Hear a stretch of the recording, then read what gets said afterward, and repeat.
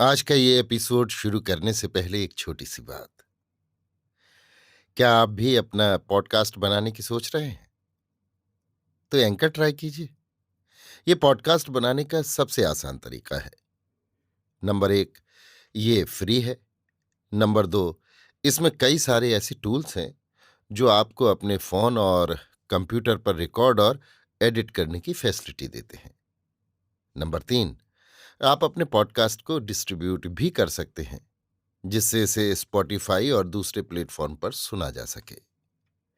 तो डाउनलोड कीजिए free anchor app या विजिट कीजिए anchor.fm पर अपना पॉडकास्ट स्टार्ट करने के लिए। ये तो थी एक छोटी सी जानकारी, और अब शुरू करते हैं एपिसोड का सिलसिला। तो आज के एपिसोड में लीजिए सुनिए रविंद्रनाथ टैगोर के लिखे उपन्यास गोरा के 76वें भाग को मेरी यानी समीर गोस्वामी की आवाज में। सुचरिता जिस समय आंखों के आंसू छिपाने के लिए संदूक के ऊपर एकदम झुककर कपड़े रखने में लगी हुई थी, उसी समय खबर आई कि गोरा बाबू आए हैं। सुचरिता फौरन आंसू पहुंचकर हाथ का काम छोड़कर उठ खड़ी हुई। वैसे ही गोरा ने भी वहां प्रवेश किया। गोरा के ललाट में उस समय भी तिलक लगा हुआ था, इसका उसे होश ही नहीं था। शरीर पर भी वही पीतांबर और चादर थी। ऐसे वेश से साधारणतः कोई किसी के घर मुलाकात करने नहीं जाता। वही पहले पहल जब गोरा से भेंट हुई थी, उस दिन का ख्याल सुचरिता को हो आया। सुचरिता जानती थी कि उस दिन गोरा विशेषकर युद्ध के वेश से आया था, तो फिर क्या आज भी ये युद्ध का साज है? गोरा ने आते ही एकदम जमीन में सिर रखकर परेश बाबू को प्रणाम किया और उनके चरणों की रज मस्तक में लगाई। परेश बाबू ने व्यस्त होकर उसे उठाया और कहा, आओ आओ बैठो भैया। गोरा कह उठा, परेश बाबू, मुझे अब कोई बंधन नहीं है। परेश ने विस्मित होकर पूछा, काहे का बंधन? गोरा, मैं हिंदू नहीं हूं। परेश, हिंदू नहीं हो? गोरा, ना, मैं हिंदू नहीं हूं। आज खबर मिली है कि मैं गदर के समय का पाया हुआ लड़का हूं। मेरे पिता आयरिश मैन थे। भारतवर्ष के उत्तर से दक्षिण तक सब देव मंदिरों का द्वार आज मेरे लिए बंद हो गया है। आज सारे देश भर में किसी पंक्ति में किसी भी जगह मेरे भोजन के लिए आसन नहीं है। परेश और सुचरिता सन्नाटे में आकर बैठे रहे। परेश को न सूझा कि वो गोरा से क्या कहे। गोरा ने कहा, आज मैं मुक्त हूं परेश बाबू। मुझे अब भय नहीं है कि मैं किसी काम से पतित हो जाऊंगा। अब मुझे पग पग पर जमीन की तरफ देखकर पवित्रता की रक्षा करके नहीं चलना होगा। सुचरिता गोरा के प्रदीप्त उज्ज्वल मुख की ओर एकटक ताकने लगी। गोरा ने कहा, परेश बाबू, इतने दिनों तक भारतवर्ष को पाने के लिए मैंने संपूर्ण हृदय से, मन वाणी काया से साधना की, मगर एक न एक जगह जाकर रुकावट पड़ती ही गई। उन सब बाधाओं से अपनी श्रद्धा का मेल करने के लिए मैं जीवन भर दिन रात केवल चेष्टा करता आया हूं। उसी श्रद्धा की नींव को खूब मजबूत बनाने की चेष्टा में फंसे रहकर मैं और कोई काम ही नहीं कर सका। वही मेरी एकमात्र साधना थी। इसी कारण यथार्थ भारतवर्ष की ओर सच्ची दृष्टि फैलाकर उसकी सेवा करने जाकर मैं बार बार डर से लौट आया हूं। मैंने एक निष्कंटक निर्विकार भाव के भारतवर्ष को गढ़कर उसी अभेद्य दुर्ग से अपनी भक्ति को संपूर्ण निरापद भाव से सुरक्षित करने के लिए अब तक अपने चारों ओर की वस्तुओं के साथ बहुत बड़ा युद्ध किया है। आज एक दम भर में ही मेरा वो भाव दुर्ग स्वप्न की तरह गायब हो गया है। मैं एकदम छुटकारा पाकर अचानक एक बहुत बड़े सत्य के बीच में आ पड़ा हूं।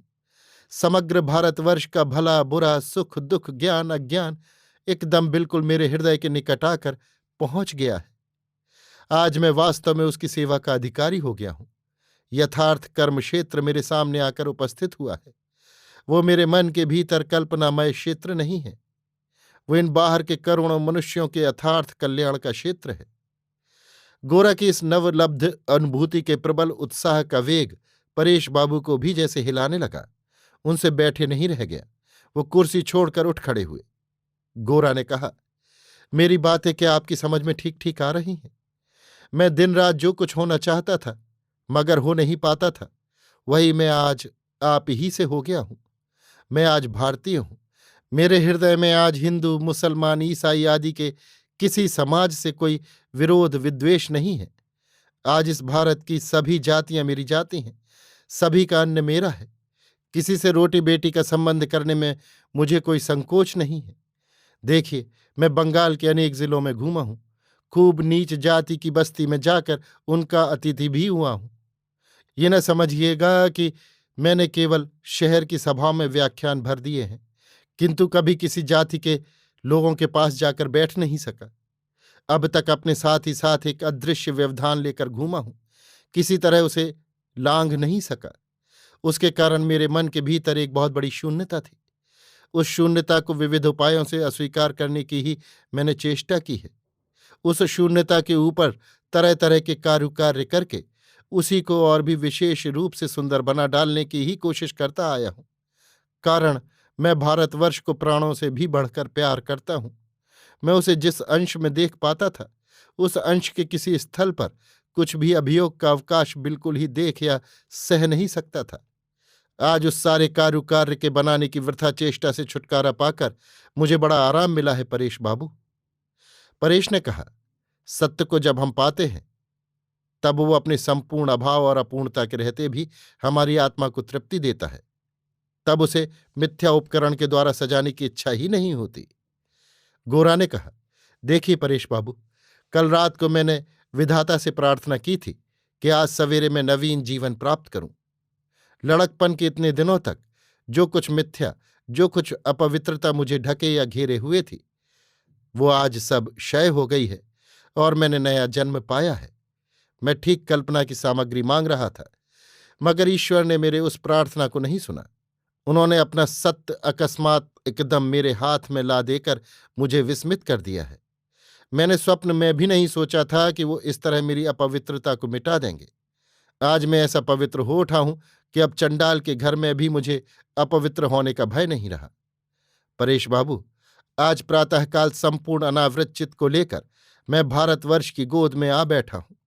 माता की गोद किसे कहते हैं, इसकी संपूर्ण उपलब्धि कितने दिन के बाद मैं कर सका हूं। परेश ने कहा, गोरा, अपनी माता की गोद में तुमने जो अधिकार पाया, उसी अधिकार के भीतर तुम हम लोगों को भी बुलाकर ले चलो।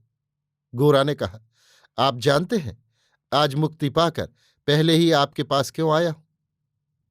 परेश, क्यों? गोरा, आपके पास ही इस मुक्ति का मंत्र है, इसीलिए आज आपने उसी समाज के भीतर स्थान नहीं पाया। मुझे अपना शिष्य कर लीजिए।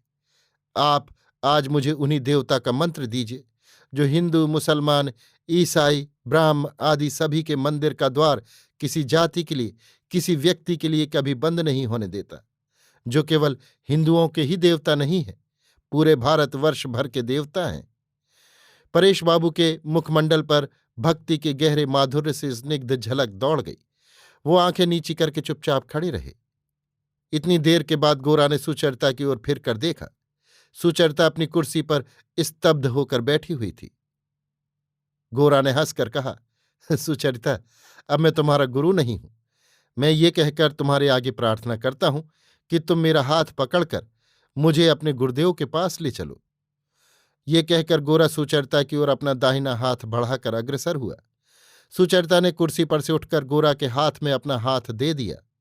तब गोरा ने सुचरिता के साथ परेश बाबू को प्रणाम किया। अभी आप सुन रहे थे रविन्द्रनाथ टैगोर द्वारा लिखे उपन्यास गोरा के 76वें भाग को। लीजिए अब सुनिए इस उपन्यास का परिशिष्ट। गोरा ने संध्या के उपरांत घर में लौटकर देखा, आनंदमयी अपनी दालान के सामने बरामदे में चुपकी बैठी हुई हैं। गोरा ने आते ही उनके दोनों पैर पकड़कर उन पर अपना सिर रख दिया। आनंदमयी ने दोनों हाथों से उसका सिर उठाकर चूम लिया। गोरा ने कहा, माँ, तुम ही मेरी माता हो। जिस माता को मैं ढूंढता फिर रहा था, वही मेरे घर में आकर बैठी हुई थी। तुम में जाति नहीं है, विचार नहीं है, घृणा नहीं है। तुम केवल कल्याण की प्रतिमा हो। तुम ही मेरी भारत माता हो। माँ, अब जरा अपनी लक्ष्मीनिया को बुलाओ, उससे कह दो मेरे लिए जल ला दे। तब आनंदमयी ने गोरा के कान के पास मुंह ले जाकर अश्रु गदगद कोमल स्वर में कहा, गोरा, अब जरा विनय को बुला भेजूं।